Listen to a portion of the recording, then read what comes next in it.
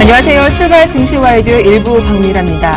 어제 아시아 증시가 큰 폭으로 하락했습니다. 인도와 인도네시아 등 신흥국의 위기가 부각되면서 급락세를 보였는데요. 우리 시장도 예외는 아니었습니다. 오후장 들어 분위기가 급격히 바뀌면서 코스피 지수가 30% 가까이 빠지며 1890선마저 내주기도 했습니다. 이런 부담을 안고 간밤 뉴욕 증시 출발했지만 오히려 반등으로 마감 짓기도 했습니다. 소매 업체들의 실적이 그나마 양호하게 발표되면서 장중 3대 지수가 반등세를 시도하기도 했지만 다만 다우지수만 종가상 조폭 하락으로 마감 짓기도 했습니다. 자, 오늘 우리 시장 다시금 낙폭을 되돌릴 수 있을까요? 그 어느 때보다 출발 상황을 주시하게 되는데요. 2시간 동안 저희와 함께 해주시면 좋겠습니다. 먼저 글로벌 증시 주요 이슈부터 전해드리겠습니다. 뉴욕 증시가 닷새 만에 처음으로 반등했습니다. 연준의 FOMC 의사로 공개와 이머징 마켓의 우려에도 불구하고 소매업체들의 실적이 개선되면서 지수를 끌어올렸습니다. 나스닥 지수와 S&P 500 지수는 0.68%, 0.38% 올랐지만 다우 지수는 장 막판 0.05% 하락으로 마감됐습니다. 인도발 금융위기설의 영향을 받아 유럽 증시도 일제히 하락했습니다. 주요국 증시가 장 초반 1% 이상 낙폭을 키웠으나 미국 기업들의 실적 호조로 낙폭을 다소 줄였습니다. 독일과 영국은 0.79% 하락했고 프랑스 증시는 1.35% 밀렸습니다. 이런 가운데 국제신용평가사 무디스가 미국의 주정부 신용등급을 기존 부정적에서 안정적으로 상향 조정하기로 했습니다. 경기가 나아지면서 세수와 예비금이 늘었기 때문입니다. 볼프강 쉐이블레 독일 재무장관이 그리스에 대한 3차 구제 금융 지원이 필요하다고 밝혔습니다. 유로존의 고위 관료가 이같이 추가 구제 금융을 공식 인정한 건 이번이 처음입니다. 간밤 글로벌 증시 화두는 단연 인도였습니다. 인도 금융시장에서도 외국인이 발을 빼며 이날 인도 10년 만기 국채금리가 2001년 후 고점인 9.5%로 올랐습니다. 인도 루피 가치도 하락하며 루피 달러 환율은 장중 64 루피를 돌파했습니다. 루피는 올 들어 달러 대비 20% 이상 하락했습니다. 네, 출발 증시와이드 일부 주요 코너 살펴보고 돌아오겠습니다.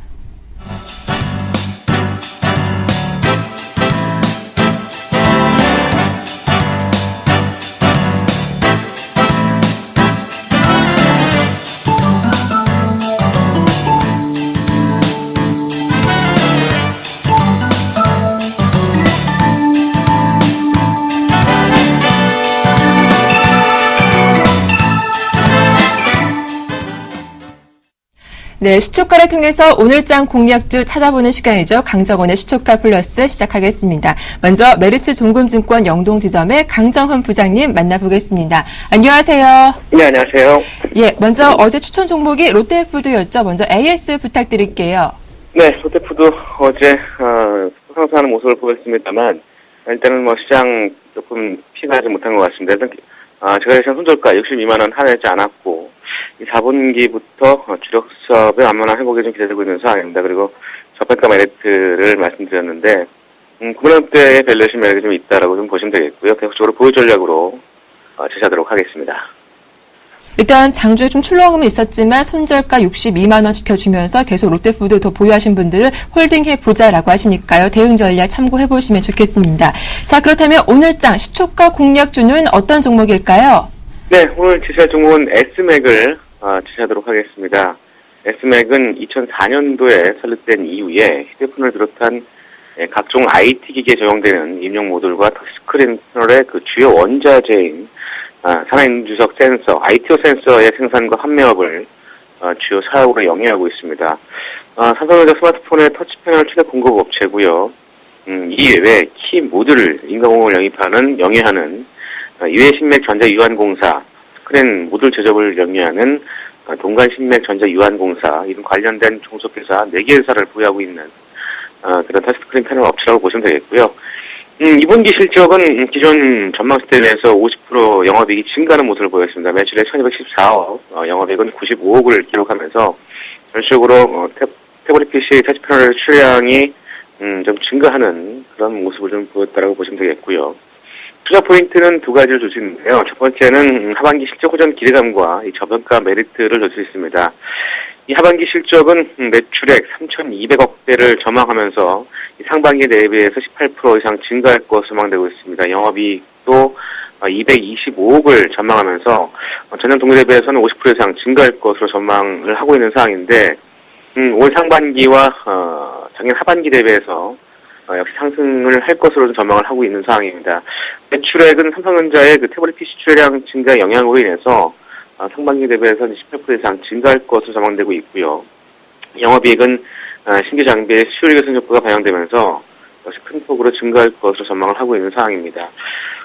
해당 장비의 그 수율 개선 속도가 당초 예상보다는 늦춰지고 있기 때문에 주가 상승을 좀 바닥을 하기 위해서는 일단은 좀 이 부분을 좀 확인할 필요가 있겠는데, 전적으로 최근에 모멘텀이 된 이유가 9월 4일 갤럭시 기어 스마트워치 발표 예정으로 인해서 터치스크린에 탑재한 이 S맥이 모멘텀으로 좀 부각되고 있는 상황이고, 관련주들이 최근에 시장에서 강세를 보이고 있는 건 원인이다라고 보시면 되겠습니다. 그래서 전체적으로 올해 실적은 매출액 5,495억, 영업이익은 361억, 순이익은 291억을 전망하면서 전체적으로 현 주가 PER 7.7배 수준입니다. 2014년도 올해 대비해서 50% 이상의 실적 증가가 전망되고 있기 때문에 내년도 실적 대비해서 현 주가가 PER 5배 수준밖에 안 되는 상황입니다. 그래서 지난해 기준 PER 11배를 적용하더라도 올해 실적 전망 대비해서 18,000원대 매력이 좀 있는 그런 상황이라고 말씀드리겠고요. 기관 역시도 8월 7일부터 88,000주에 매수가 유입되고 있는, 저가 매수가 유입되는 부분 역시 투자 포인트로 지시하도록 하겠습니다. 네. 자, 그렇다면 S맥 가격 대한 정보도 부탁드리겠습니다. 목표가와 손절가 어느 정도가 좋을까요? 네, 오늘 시초가 제시해드리겠고요. 목표가는 13,300원까지 봐드리겠고, 손절가는 11,750원 하면서 손절로 대응하시기 바라겠습니다. 네. S맥에 대한 대응 전략 잘 들었습니다. 도움 말씀 고맙습니다. 네, 고맙습니다. 네, 지금까지 메르츠 종금증권의 강정헌 부장과 함께했습니다.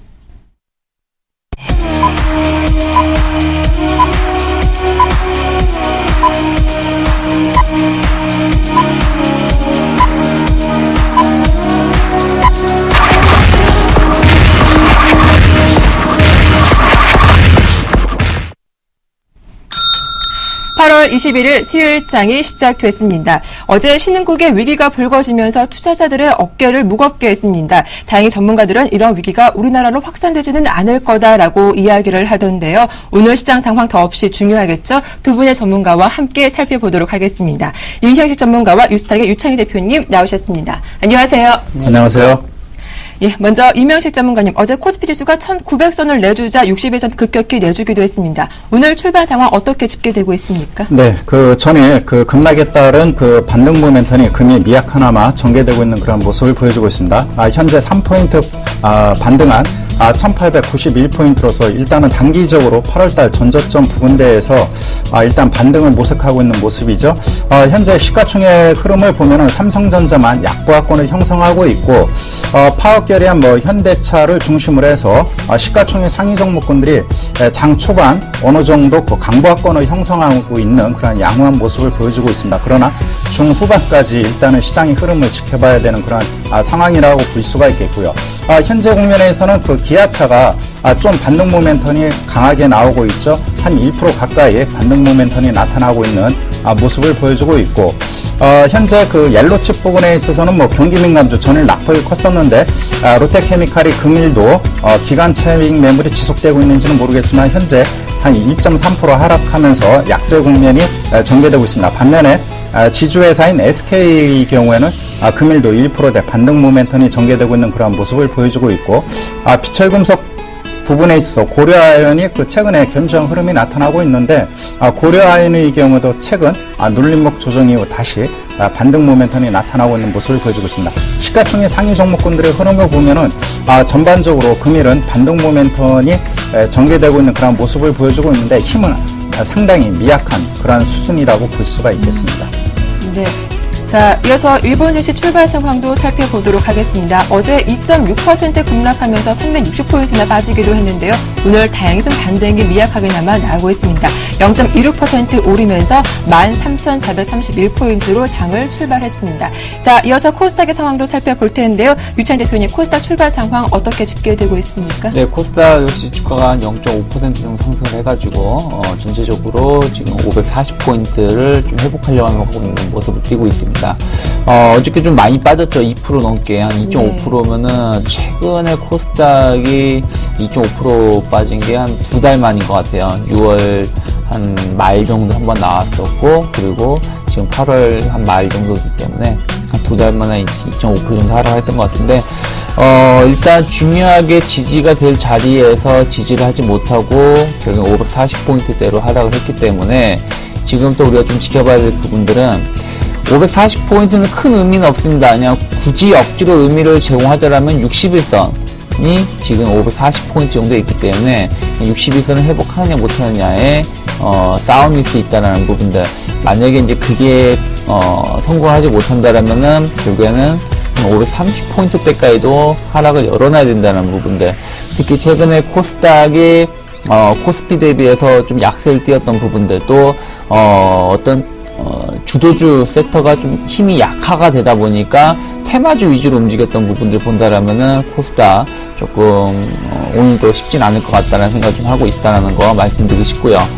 시가총액 상위 종목을 보신다면 셀트리온, 파라다이스 다음 SFA, 성강밴드는 소폭 약세를 보이고 있습니다. 한 0.5% 전후로 해서 좀 빠지고 있고요.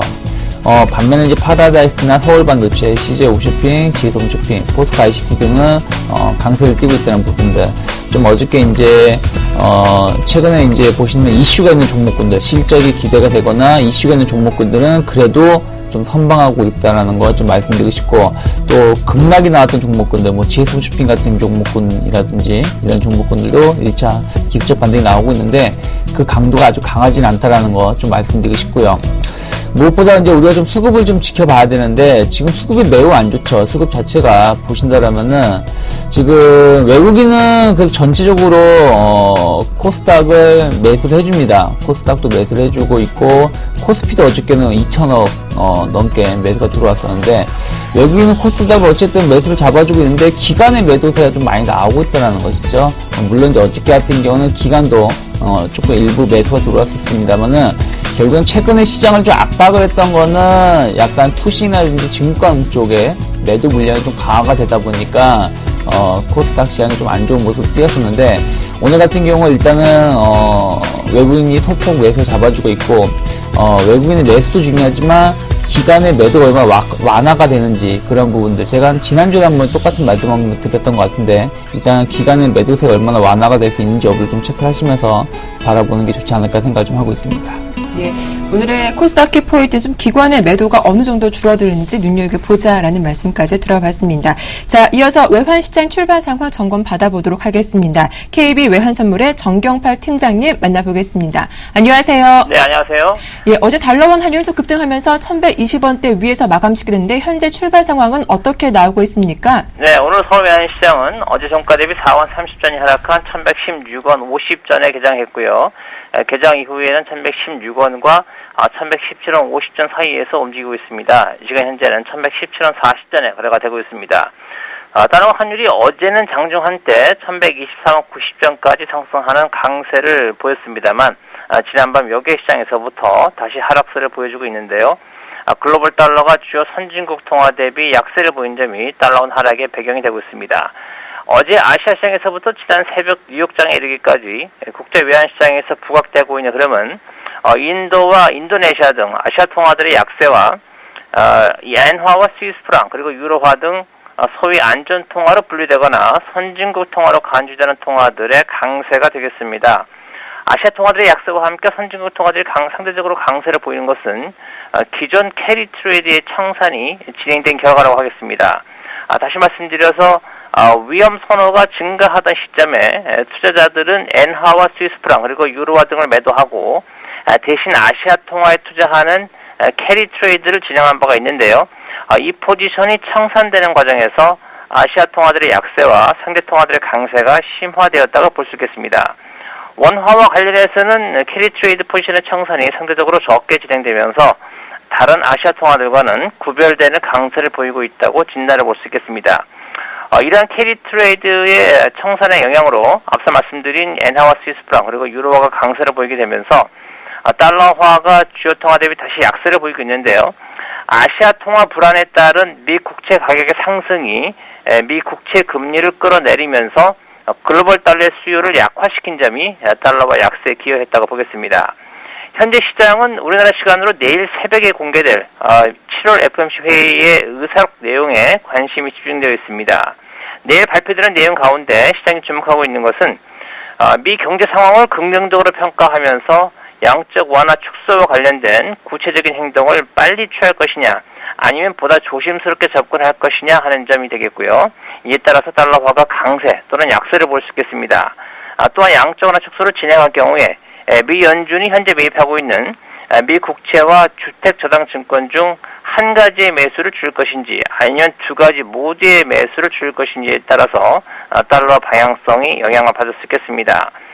미 연준의 의사를 공개 이전에는 달러 원의 추가 하락은 제한을 받을 것으로 보이고요. 오늘 역시 지루한 1110원대 행보가 이어지겠습니다. 네, 이제 내일 새벽에 있을 FOMC 의사록 공개를 앞두면서 원달러 환율도 좀 관망세가 이어질 것이다라는 이 환율 전망까지 말씀 들어봤습니다. 도움 말씀 고맙습니다. 네, 감사합니다. 지금까지 KB 외환선물 정경팔 팀장이었습니다.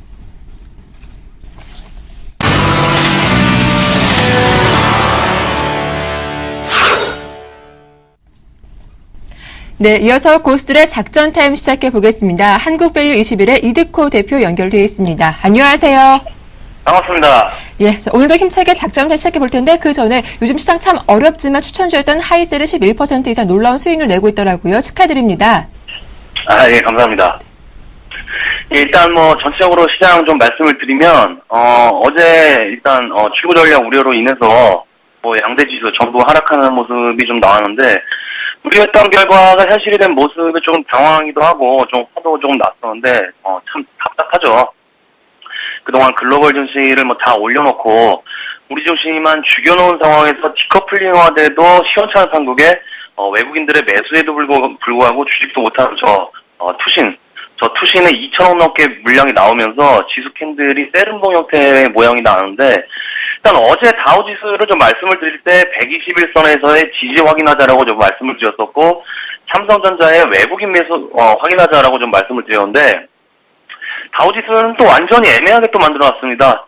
일단 전날 저가를 이탈시킨 상황에서 121선에 걸쳐있는 모습이고 51선의 저항으로 받고 있는 상황인데 상당히 좀 조심스러운 상황이죠. 우리 증시도 마찬가지고 변곡 라인에 들어와 있는 모습이기 때문에 오늘 소폭 상승 출발했다가 밀리고는 있지만 섣불리 예측할 수 있는 구간은 아닌 것 같고요. 중요한 게 코스피 주봉 차트를 좀 보시면 그동안에 4주 연속으로 양봉이 나오다가 4주 연속으로 양봉이 나오다가 음봉이 딱 하나 나와주었는데 지난주에 그걸 감싸는 양봉이 나왔단 말이죠. 그럼 여기서 추세를 돌려서 이어나가라는 포지션들을 좀 만들려면 전주의 저점을 이탈하지 않으면서 안정된 모습을 보여줘야 하는 구간이기 때문에 전주의 저점이 1878포인트인데 이 저점을 이번 주에 이탈하면 안 된다. 이탈하게 된다면 다음 주에도 주봉상 음봉의 가능성이 커질 수 있다라고 좀 말씀을 드리겠고요. 코스닥 지수도 어제 제가 코스피 지수 앞에서 말씀드린 거하고 똑같이 말씀을 드렸어요. 전주의 저점이 544포인트이기 때문에 이 포인트를 이탈하게 된다면 큰 폭의 하락도 가능한 상황이다. 해서 전주의 저점을 이탈하지 않고 캔들을 감싸 안는 모양이 나와줘야 상승의 연속성을 가질 수 있는 패턴이다라고 좀 말씀을 드렸는데 어제 544포인트 일시적으로 급락을 하면서 바로 또 급락이 나왔단 말입니다. 결국에는 인도가 됐던 출구 전략이 됐던 코스피 지수가 됐던 코스닥 지수가 됐던 어쨌든 현재는 변곡 라인에 들어왔기 때문에 하락의 시작일 수도 있고 상승을 위한 일시적 조정일 수도 있습니다. 다만 제가 계속적으로 말씀을 드렸던 게 다우지수 신고가 때부터 지금까지 계속 조심하자라고 좀 말씀을 드리면서 다우지수 차트를 보여드렸던 게 어떤 이유가 됐었던 신고가의 연속성을 보여주지 못할 거라는 좀 예상이 있었기 때문에 지속적으로 7월 말 정도부터 계속적으로 보여드린 부분이 있었기 때문에 결론적으로 다우지수 121선 우리 증시 외국인의 수급 변화 체크하면서 관망세로 좀 일관하자라고 좀 말씀을 드리겠고요. 일단 뭐 종목들 같은 경우에는 삼성전자하고 창현 엔지니어링 현재 들고 있는 상황이죠. 하이세 같은 경우에는 그제 상한가 급등이 나와주었는데 그제 2,700원 정도에 매도하자라고 말씀을 드렸었고 어제 같은 경우에도 제가 이런 말씀을 드렸어요.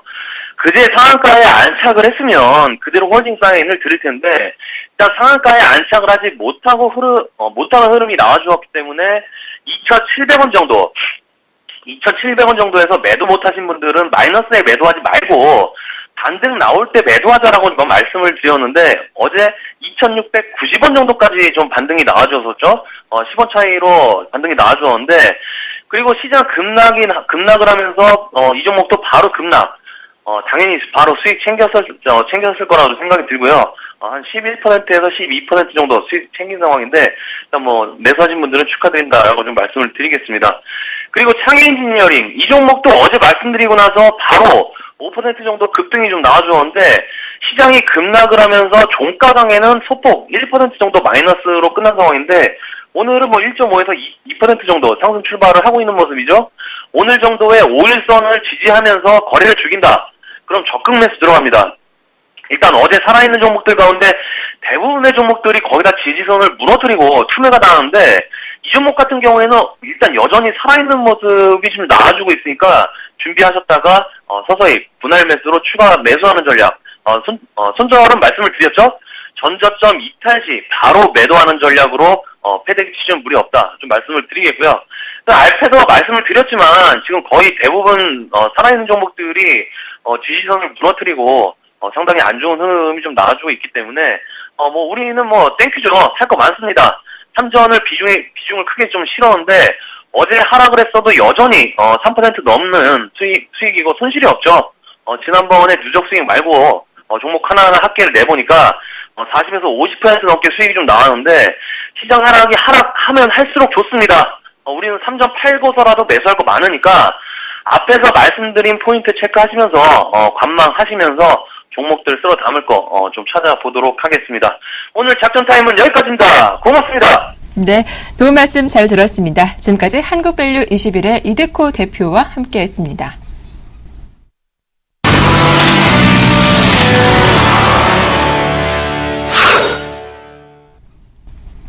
네, 현재 외국인과 기관의 매도가 소폭 출하되는 가운데 코스피 지수는 어제 종가 부근에서 등락을 거듭하고 있습니다. 시총 상위 종목 흐름을 봐도 좀 혼조세가 여전한데요. 그 가운데 현대차와 기아차가 좀 강세를 유지하고 있는데 먼저 임명식 전문가님, 오늘 현대차, 기아차 자동차주 흐름 어떻게 진행되고 있습니까? 네, 일단은 자동차 섹터에서 현대기아차, 특히 현대차가 일단은 뭐 부분적인 파업 결의에 들어갔습니다. 기아차의 경우에도 조만간에 결정이 날 텐데 그런 것 같습니다. 지난번하고 지금의 양상이 다른 점은 지난번에는 주말 특근을 거부를 했었죠. 이번에는 한 2시간 정도의 부분 파업과 함께 주말 특근도 거부를 하기 때문에 이 부분이 파업 부분이 길어진다면 손실액은 좀 더 증가할 수밖에 없는 그런 상황이라고 볼 수가 있겠고 향후 일주일가량의 추가적인 협상 기간은 또 아직까지 여지는 남아있다라고 볼 수가 있겠죠. 그러나 현재 노사 간의 합의가 좀 빠른 시일 내에 해결되지는 않을 것 같습니다. 그렇기 때문에 현대기아차의 경우에는 하반기 이쪽 성장 모멘텀은 살아있기는 하나 노사 합의 문제가 발목을 잡고 있다고 볼 수가 있겠습니다. 그렇기 때문에 개인적으로는 현재 시점에서 어느 정도 비중을 줄였다가 사태가 좀 안정될 때 확인하고 들어가는 것도 괜찮다라고 보여집니다. 네, 사실 기아 자동차가 오늘 부분 파업을 2시간 동안 하겠다 이런 이야기가 나오긴 했는데 일단 보유하신 분들은 조금 좀 보수적으로 대응해 보는 것도 좋겠다라는 의견 해주셨습니다. 자, 이어서 STX 그룹주 살펴볼 텐데요. 그룹 정상화 기대감에 이틀째도 강세를 띠고 있습니다. 오늘 어떻게 STX 그룹주 흐름도 한번 정리해 볼게요. 네, 최종적으로 지주회사에 대한 그런 채권단의 회생 지원 가능성이 큰 이슈였습니다. 그러므로 인해서 일단은 STX 지주회사의 경우 조건적인 그러한 신규 자금 지원이 일단은 결정이 됐습니다. 그렇기 때문에 STX 지주회사를 통한 이쪽 조선 중심의 그런 그룹은 일단은 계속해서 그룹 체제를 유지하면서 회생 가능성이 높아졌다라고 볼 수가 있겠고, 최근에 그 조선업황도 살아나고 있는데, 중요한 것은 이제 신규 수주가 얼마만큼 이루어지느냐, 이 부분이 관건이라고 볼 수가 있겠죠. 지주회사인 그 STS의 조건부 그 자율협약 의 경우에는 내용은 이렇습니다. 국내 그 일부 시중은행의 경우에는 자율협약에 일단 동의를 하는 그런 그 확인서를 제출했는데, 나머지 그 비자율협약 채권단의 추가적인 그런 확인서가 필요한 상황입니다. 이 부분이 왜 중요하냐면은 주 채권단에서 그 신규 자금을 지원할 경우 나머지 그 부채 상환에 자금이 그 유용될 수 있기 때문에 이 부분을 차단하기 위한 목적입니다. 즉 영업 목적을 위해서 자금 지원을 하겠다는 의미고, 이 부분을 통해서 기업이 어느 정도 그 정상화가 된다면은 이 부분에 있어서 추가적인 지원도 가능하다는 것을 의미한다라고 볼 수가 있겠죠. 중요한 것은 ST그룹 전반적으로 일단 회생 가능성이 뭐라 그럴까, 무르익고 있는 그런 상황인데, 어느 정도 그 불확실성은 해소됐고 주가에 충분히 반영됐기 때문에 주식 비중을 좀 적절히 조절할 필요가 있다라고 보여지고요. 또 한 가지 그 중요한 것은 그 STS 페노션입니다. STS 페노션이 최근에 그 지난주죠, 일주일 전에 그 실적 발표 이후 감사 의견 거절로 인해서 관리 종목에 지정이 됐는데, 6개월 뒤에 또다시 기업 실적에 대한 그런 그 감사 의견 거절이 나타날 경우에는 상장 폐지가 될 텐데, 다행히 이 부분의 우려감은 좀 완화될 것으로 보여집니다. 왜냐하면은 실사 결과 여전히 존속 가치가 높고요. 채권단에서도 추가적인 2천억 원을 지원할 것으로 예상이 되기 때문에 다시 한번 반등 모멘텀이 이루어질 가능성이 크다라고 볼 수가 있겠습니다. 그러나 누차 말씀드렸다시피 앞으로 하반기에 실적 개선이 얼마만큼 나타나느냐가 가장 큰 관건이라고 볼 수가 있겠고, STS 그룹 전반적으로 그 뭐라 그럴까, 큰 고비는 넘겼다라고 볼 수가 있겠습니다. 네, 이렇게 STX 그룹주 흐름 점검 받아봤고요. 특징을 보인 종목도 살펴보겠습니다. 호텔 신라인데요. 현재 중국 관광객 수혜 기대감으로 주가는 사흘째 오르고 있는 모습을 보여주고 있습니다. 수급을 보니까 외국계 증권사도 좀 대거 사주고 있는 모습 보여주고 있는데, 호텔 신라 현재 2.28% 오르면서 67,200원에 기록이 되고 있죠. 호텔 신라 흐름 한번 살펴볼게요. 네, 그 최근 들어서 뭐 여행 관련주의 경우 상당히 그 등락폭이 컸었던 그런 흐름이 전개되고 있고, 호텔 신라의 경우에는 뭐 앞서 언급 주신 대로 중국인 관광객 호조에 의해서 상당히 업황이 턴 어라운드 하고 있다라고 볼 수가 있겠습니다. 제주 쪽에 그 중국인 관광객이 그 몰리고 있는 배경 요인은 제주가 뭐 특별 자치 도시이죠. 그러다 보니까는 어느 정도 5억 원 이상인가요? 어느 정도 그 투자를 하면은 투자 이민을 받아주고 있습니다. 이쪽 부분에 있어서 뭐라 그럴까, 중국의 그 투자가 활발히 전개되고 있고, 특히 제주로 그 관광객이 몰리다 보니까 이쪽에 그 제주 면세점을 보유하고 있는 호텔 신라가 면세점 매출이 이익이 최근 2, 3년 동안 가파르게 증가를 하고 있죠. 이 부분은 당분간 지속될 수밖에 없는 그런 상황에 놓여 있기 때문에 그 당분간 실적 개선은 이어진다라고 볼 수가 있겠습니다. 중요한 것은 차트를 보시면은 지난번에 7만 원 부근에서 거래량 급증과 함께 7만 원대에서 차익 매물이 나타났습니다. 그렇기 때문에 7만 원을 돌파하느냐가 관건이라고 볼 수가 있겠고, 적어도 뭐 6만 한 7천 원 유지를 해주고 있는 현 상황 속에서는 계속 그 보유해도 괜찮다라고 보여집니다. 네. 자, 이어서 코스닥 쪽에서 움직임을 보이고 있는 특징주, 테마주 확인을 해보도록 하겠습니다. 오늘도 3D 프린터 관련주가 또 강세를 띠고 있습니다. TPC 같은 경우가 연일 상한가 행진을 이어가고 있는데, 시장 참 어렵지만 이런 테마주 흐름이 좀 좋은 것 같습니다. 유찬 대표님 어떻게 보시나요? 그렇게 좋게 보고 있지는 않습니다. 무슨 네. 얘기냐면은 뭐 3D 프린트 시장 성장성 상당히 기대가 되죠. 네. 근데 중요한 게 이게 일반 레이저 프린트처럼, 그러니까 일반 뭐 잉크젯이나 레이저 프린트처럼 일반 가정에 보급이 될 것이냐 생각을 한다라면은 그게 제한적이라는 것이죠. 일반 사람들이 이걸 사가지고 제품을 만들 만한. 근데 보니까 뭐 자동차 부품도 그렇죠. 만들고 네, 그러니까 근데 그렇더라고요. 일반 지금 업체에서는 대기업에서는 사용을 하고 있는 것입니다. 사용하고 있는 것인데, 이제 좀 더 이제 뭐 중소기업이라든지 이런 쪽에 좀 확산을 시키겠다라는 기대감이 있는 것이죠. 그래서 이제 주가가 올라오고 있는데 그 성장성이라는 거는 조금 생각했던 것보다는 아주 크진 않을 수 있다. 물론 이제 그게 이제 뭐 예를 들어서 뭐 칼라라든지 뭐 여러 가지 뭐 복합적인 요소도 있는데 그런 것이 일부 산업에 제한될 가능성도 높기 때문에 단순한 이제 기대감을 올라오기에는 좀 한계가 있다는 부분들, 또 이러한 부분들이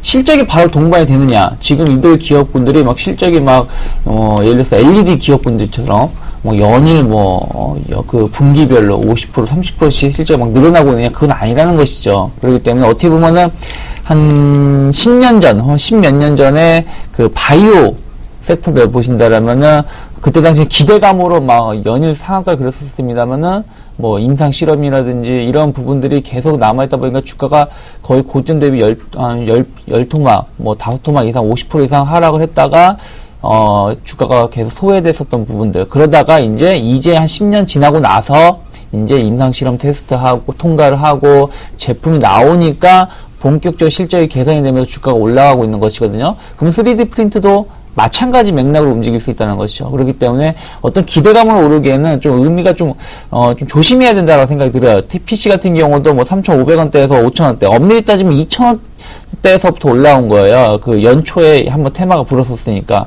그런 상황에서 올라오는 부분들이 좀 조심을 해야 되는 구간이다. 이미 만약에 지금 3,500원대 있다라면은 충분히 한번 그 기대감을 올라올 수 있다라고 말씀드릴 수 있지만 이미 벌써 3,500원에서 많이 올라왔다는 부분들 조심해야 되지 않을까 생각을 하고 있고요. 마찬가지로 로보스타, 화천기공, 화천기계, 동부로봇 같은 경우도 마찬가지고요. 특히 뭐 동부로봇 같은 경우나 뭐 로보스타 같은 경우는 실적이 뭐 여전히 뭐 적자가 오히려 늘어나고 있는 종목군들이기 때문에 좀 조심하면서 대응하시는 게 좋지 않을까 생각을 하고 있고요. 네. 같은 맥락으로 DMG, 평화공원 관련된 기대주들 보신다라면 오늘 이하공연 같은 경우는 좀 한 6% 가까운 상승을 보이고 있지만 전체적으로는 뭐 제가 여긴 다 첨부를 하지 않았지만 전체적으로 혼조세를 띠고 있다는 부분들 좀 그러니까 이미 이러한 흐름이라는 게 기대감으로 움직이고 있기 때문에 그게 좀 상쇄가 되면은 좀 주가가 더 이상 오르기 힘들다라는 거 말씀드리고 싶고요. 네.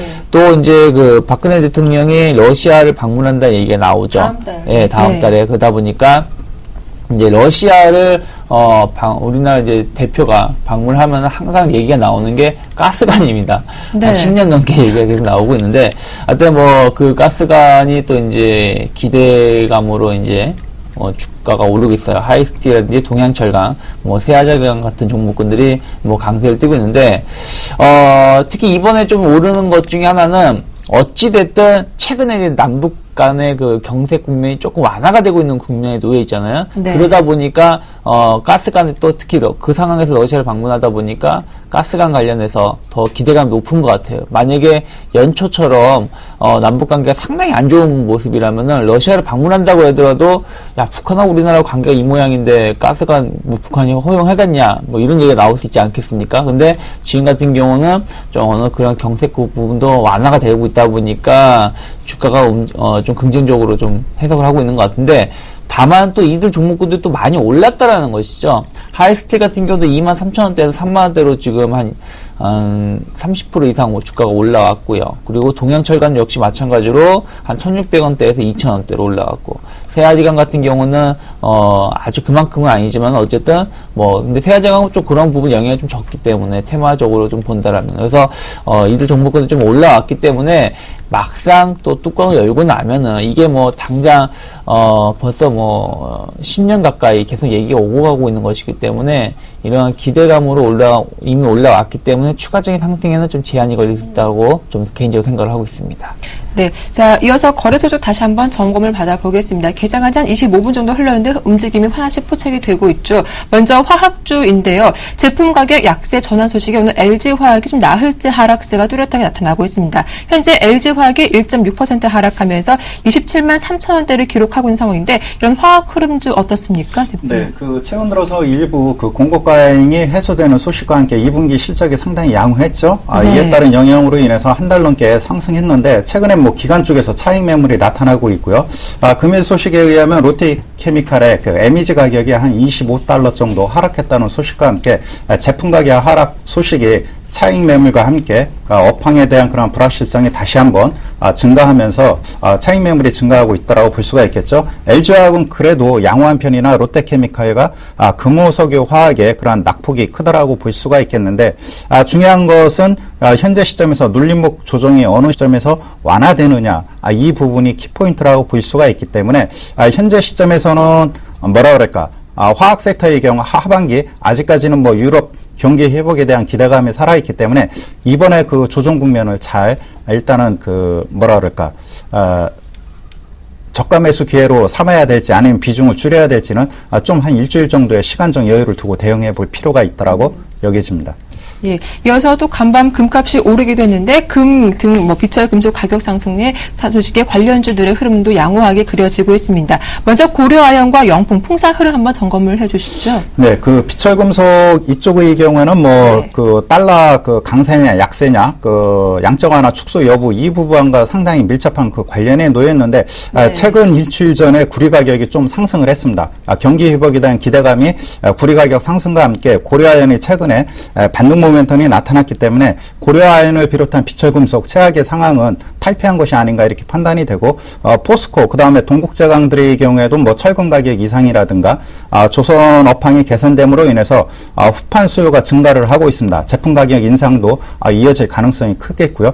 그렇다면은 후발주로서 일단은 철강 섹터의 경우 양호한 흐름이 전개될 가능성이 크기 때문에 비철금속을 비롯한 철강 섹터 그나마 좀 상승 탄력은 뭐 강하지는 않다 하더라도 완만한 그런 흐름이 계속해서 긍정적으로 이어져 갈 가능성이 크다라고 보실 수 있겠습니다. 네.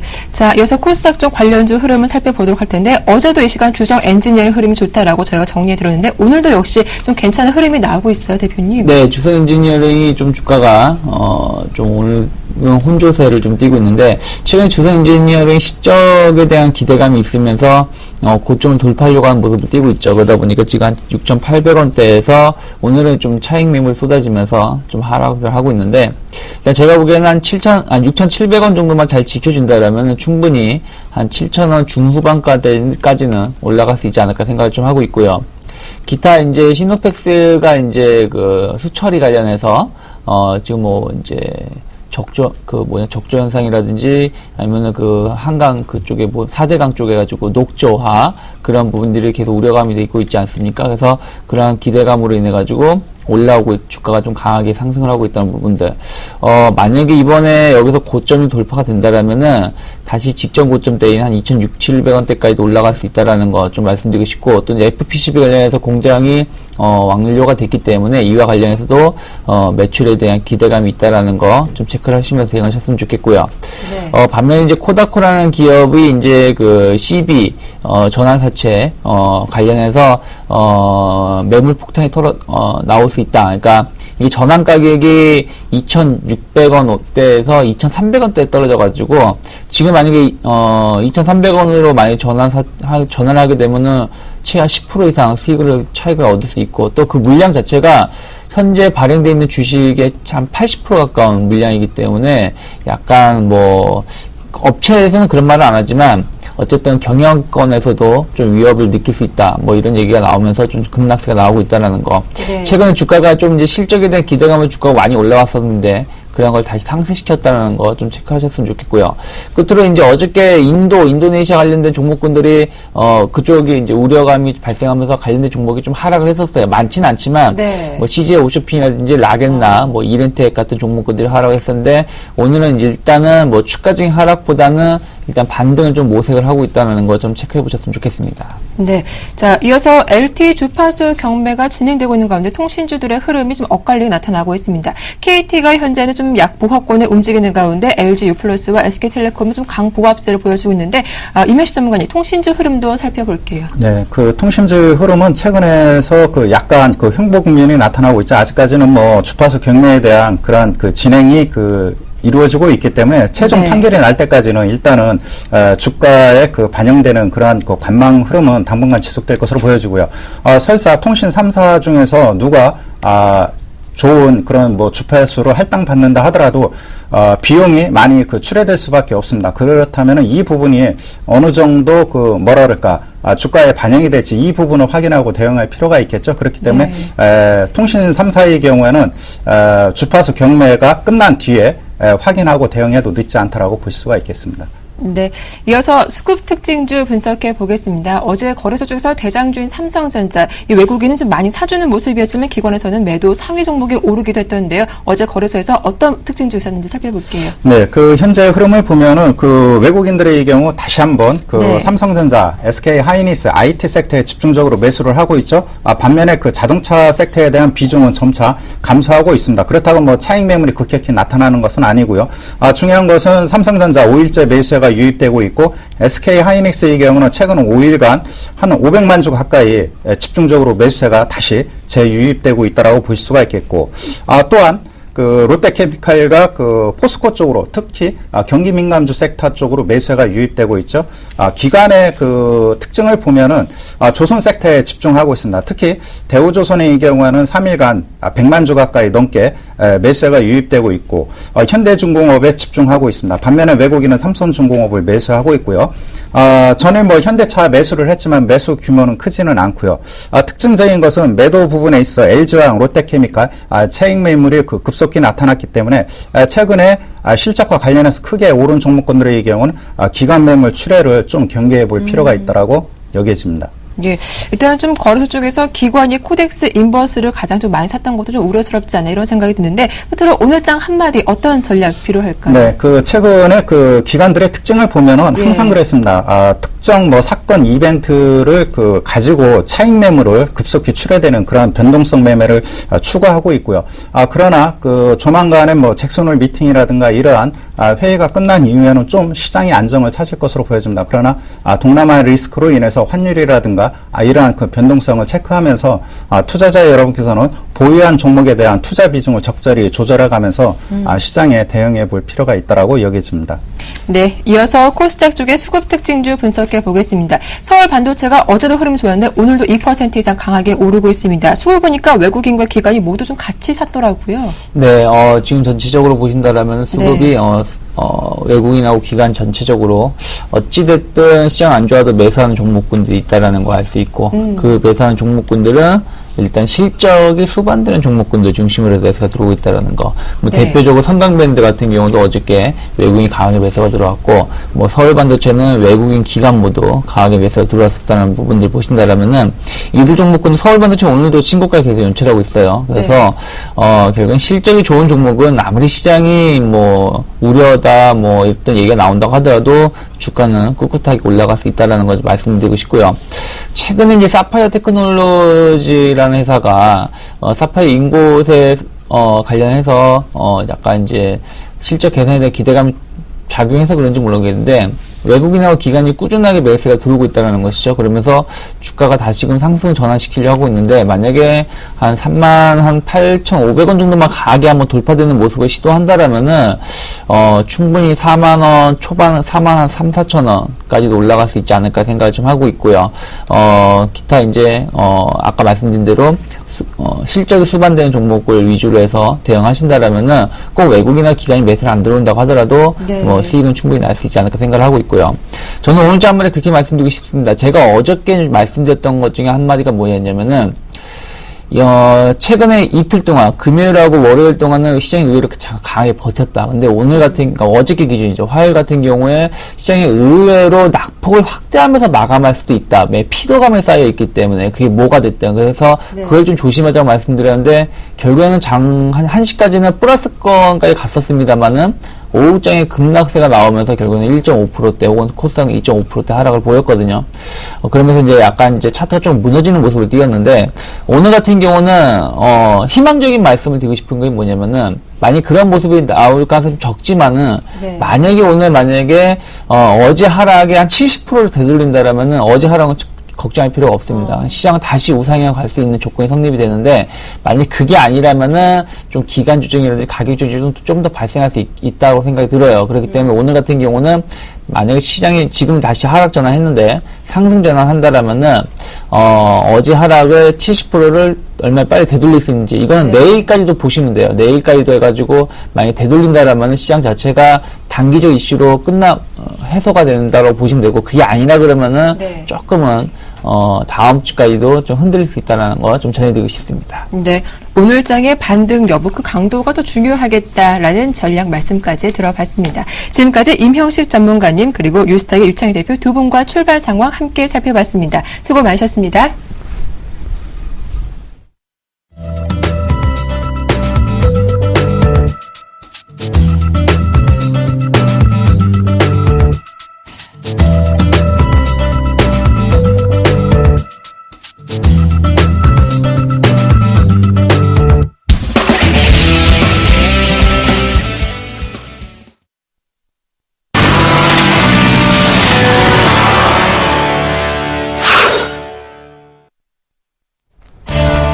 네, 안녕하세요. 주식승천 AS센터 김혜영입니다.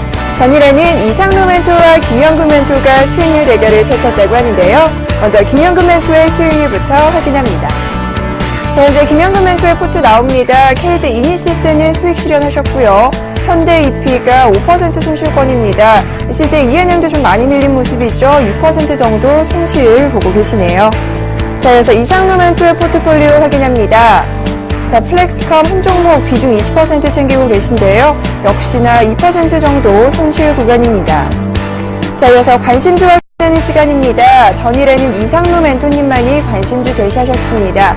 이 우전엔 한단 2분기 어닝 서프라이즈를 냈고요. 또 이 하반기 라인 추가 증설이 완료로 예정이 돼 있어서 이 실적에 대한 기대감 역시 들어옵니다. 우전엔 한단은 매수가는 9,900원, 목표가는 12,000원, 손절가는 9,500원입니다. 자, 이어서 앞서 살펴본 관심주 현재가 흐름 짚어보죠. 자, 현재 1.97%, 2%에 가까운 상승 흐름 좀 강하게 나오고 있습니다. 현재 1350원에 거래 중인 모습입니다. 자, 이렇게 해서 신규 관심주 우선은 한 달까지 살펴봤고요. 저는 내일 이 시간 다시 찾아오도록 하겠습니다. 지금까지 주식승천 AS센터 김혜영이었습니다.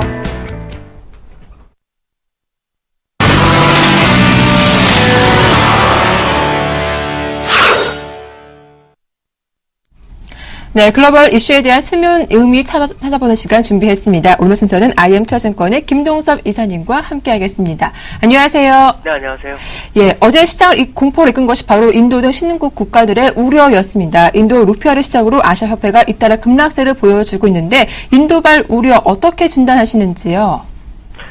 인도에 대해서 지금 채권, 주식, 루피아까지 전부 문제가 발생하고 있어서 일부에서는 IMF가 일 수도 있다, 이런 얘기를 하면서 어저께 아시아 시장을 초토화로 만드는데요. 이 IMF로 가려면 외화 보유고가 없어야 됩니다. 근데 지금 인도 외환 보유액은 2,800억 불 정도입니다. 9.11 기준으로. 그렇다면 IMF 갈 일은 거의 없다라는 거고요.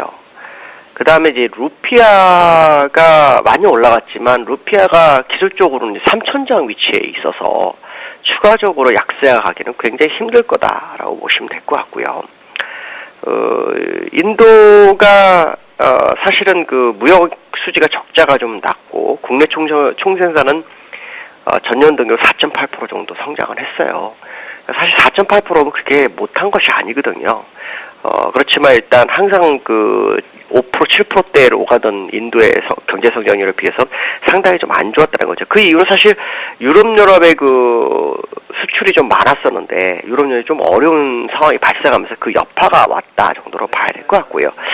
제가 볼 때는 인도 문제는 너무 과하게 시장에서 작용한 것으로 좀 판단이 쓰고 있고요. 제가 볼 때는 인도 문제는 곧 잘 해결되지 않겠느냐라는 생각을 해보는 게 맞지 않나 이렇게 보여지고 있고요. 아마도 조만간 새로운 방향이 인도에서 제시되지 않겠나라는 생각을 해봐야 될 것 같습니다. 그런데 이런 인도 등 신흥시장의 ETF에서 외국인의 자금 이탈이 좀 급격하게 나타나고 있습니다. 미국 시장으로 유입된 자금 규모가 사상 최대를 기록하고 있다는 소식도 있던데요. 아마도 이제 아시아 쪽에 투자가 굉장히 어려운 상황이 되다 보니까 네. 자금이 이제 좀 더 안전한데 수익률은 적어도 안전한데 투자를 하자라는 어떤 심리가 자극된 것 같죠. 그래서 미국 ETF 쪽에 한 950억 달러 정도가 유입됐다고 하죠. 근데 아시아에서는 오히려 순유출이 한 80억 달러 정도 진행이 되고 있다고 하죠. 근데 실제로 그 주가 수익 비율을 계산해 본다 그러면 S&P 500 종목들은 퍼가 지금 한 16배 정도가 되고 있고요. 아시아는 거기에 70% 정도 더, 아시아보다 70% 정도 더 높은 상황, 그러니까 실제로 한 30% 정도의 가치밖에 되지 않고 있는 상황이거든요. 이런 모습을 본다면 시장이 안정됐을 때는 저 이머징 마켓으로 자금이 몰리지 않겠느냐는 생각을 한번 해봐야 될 것 같습니다. 사실 그런데 이렇게 좀 자금이 빠진 건 이 미국에서 양적 완화를 9월에 축소할 수 있다라는 전망이 높아졌기 때문이다라는 의견도 있는 상황인데요. 또 이제 내일 새벽이면 미국에서 9월 FOMC 축소 여부 의사록이 주목이 될 텐데 그 부분에서는 어떻게 전망하시는지도 의견 미리 들어보겠습니다. 축소 때문에 되는 건 맞겠죠. 그건 맞겠지만 벌써 나갈 만큼 나갔다라는 거죠. 축소를 하지 않았는데도 이 정도 흔들렸다면 어떤 사람들은 축소하게 되면 굉장히 많이 빠지겠다라고 생각했지만 미리 이렇게 시장에서 얘기를 해서 빠져나갈 사람은 다 빠져나가게끔 유도를 했다라고 본다면 오히려 축소한다면 큰 문제가 없을 거라고 좀 판단하고 있고요. 그 다음에 이제 FOMC 의사록이 상당히 주목을 할 수 있는 부분이지만 지금 시장에서는 이 FOMC 의사록의 어떤 연준 의원들의 생각들을 아마 보려고 하겠죠. 근데 이제 국채 금리가 3%를 거의 오가는 그런 상황이 발생하고 있기 때문에 이런 모습을 본다면 축소가 그렇게 쉽지만은 않을 것이라는 생각을 해야 될 것 같습니다. 예. 자, 이어서 이 슈에블레 장관이 그리스에서 3차 구제 금융이 필요하겠다라는 점을 또 공식적으로 시사하게 됐는데 이 부분에 대한 영향력은 어떻게 진단하시는지요? 슈에블레 장관은 원래 긴축 모드를 중요하게 생각하는 사람이라서요. 돈을 주는 걸 별로 좋아하지 않습니다. 근데 어저께 독일 총선 유세 중에서 뭐 밝혔다고 하는데요. 3차 구제금융 아마 그리스는 필요할 겁니다. 왜냐면 그리스는 제조업이 없기 때문에요. 돈을 이렇게 끌어들일 수 있는 방법이 없어요. 무슨 말이냐면, 재정 건전성을 만들 방법이 없기 때문에 결국에서는 사실 그리스를 버려야 됩니다. 근데 그리스를 버리게 되면 독일 총선의 메르켈이 상당한 타격을 받기 때문에 아마도 그 9월 이후의 방향을 제시하지 않을까 이렇게 보여지고 있고요. 구제금융에 대한 부분은 아마 슈에블레가 저렇게 얘기했지만 실제로는 반대하는 입장이다라고 본다면 사실 그리스 문제가 또 한 번 시장을 흔들 수도 있다라는 생각을 해봐야 될 것 같습니다. 그리스 문제가 좀 잠잠해지면서 유럽발 금융 위기도 좀 회복되는 모습을 보여주는데 다시 문제 된다면 유럽발 금융 위기도 리스크가 부각될 가능성도 충분히 있다라고 보시는 건가요? 그리스를 그렇게 보지 않아요. 그리스를 네. 버려야 되는데 버릴 시점이 금융 위기 시점에서 버릴 수가 없기 때문에 주변 국가의 방어벽을 치는 시간을 가졌다라고 보시면 맞을 것 같습니다. 또 일본으로 넘어가 보겠습니다. 최근 일본 정부는 소비세 인상에서 좀 뜨거운 감자로 작용을 하고 있는데 이 국제통화기금이 일본의 세율 인상, 경제 충격이 없겠다라는 전망을 내놨더라고요. 소비세 인상을 하게 되면 재정 건전성에 도움이 되죠. 근데 법인세를 인하를 하려고 하기 때문에 사실 소비세 인상을 해도 법인세 인하로 해서 세수는 그렇게 증대되지 않을 거다라는 부분이죠. 더 중요한 것은 뭐냐면 시장인 이 부자를 대상으로 해서 세금을 올리는 것이 아니라 일반인을 대상으로 세금을 올리는 거기 때문에 이걸 정말 내년 4월에 한다고는 하지만 일반 국민들이 받아들이겠느냐라는 부분입니다. 이것이 시장의 쇼크로 다가올 수 있다라고 봐야 될 것 같고요. IMF 제럴드 시프 그 아시아담당 부국장은 일본을 굉장히 좋게 얘기하고 있습니다. 아마도 일본이 기축통화의 일부가 되고 있기 때문에 아마 일본을 많이 지지해 주는 것 같은데요. 제가 볼 때 소비세 인상이 되면 일본은 상당한 충격을 좀 받을 거라는 생각을 해봐야 될 것 같습니다. 현재 어제도 일본 니케이 지수가 2% 이상 급락세가 나오기도 했는데 14,000선 회복 여부 아주 먼 이야기인가요? 어떻게 보시나요? 일본은 네. 일단 엔달러의 영향을 가장 많이 받죠. 엔달러가 어저께 상당히 많이 빠졌어요. 거의 1% 정도 빠졌다가 오늘 절반 정도 회복하고 있거든요. 엔달러가 91엔을 갈 거라고 예상이 되기 때문에 아마 주가는 더 빠질 거고요. 14,000보다는 9,000을 먼저 갈 수도 있다라는 생각한다면 일본장은 그게 좋은 상황이 아니다. 결국 지금 일본에서 생각하고 있는 어떤 소비세라든가 이런 것들이 뜻대로 되지 않을 확률이 굉장히 높다라는 생각을 해야 될 것 같습니다. 네. 자, 이어서 오늘장 한마디 들어보도록 하겠습니다. 오늘의 키포인트는 어떤 겁니까? 오늘은 외국인들이 현물을 사질 않아요, 아직은. 근데 매도도 그렇게 많지는 않죠. 근데 외국인이 선물에서 한 1,700개 정도 매도를 하면서 약간 누르고 있거든요. 외국인들이 오늘 선물에서 환매가 아마 될 확률을 좀 열어두고 보시는 것도 나쁘지 않을 것 같고요. 오늘 국내장 상당히 중요합니다. 왜냐하면 이번 주의 절반을 지나가는 입장이기도 하지만 오늘 바운딩, 어저께 음봉을 어느 정도 메워주는 캔들이 나와야 심리적으로 살아날 수 있다라는 생각을 해야 될 것 같고요. 외국인들이 현물을 소폭 팔고 있지만 5일 연속으로 몇 천억대 매수를 한 거 봤을 때는 추세적 매수 국면에 접어들었다 본다면 지금 선물로 누르는 어떤 매도 세력과 현물 세력은 다른 불이일 확률을 열어두고 보셔야 됩니다. 그렇다면 선물이 오판한 건지 현물이 오판한 건지 봐야 되겠지만 제가 볼 때는 선물에서 오판이 나온 것이 아니냐. 그렇다면 외국인들의 쇼커버링 가능성을 열어두면서 보시는 것도 나쁘지 않을 것 같습니다. 네, 이렇게 도움 말씀 잘 들었습니다. 고맙습니다. 네, 감사합니다. 네, 지금까지 IM투자증권의 김동섭 이사님과 함께했습니다. 현재 코스피 지수가 낙폭을 조금 더 키우면서 1879포인트 기록하고 있고요. 코스닥 지수 낙폭 더 크네요. 530포인트대 움직이고 있습니다. 저는 잠시 후 2부로 다시 돌아오겠습니다. 함께해 주셔서 고맙습니다.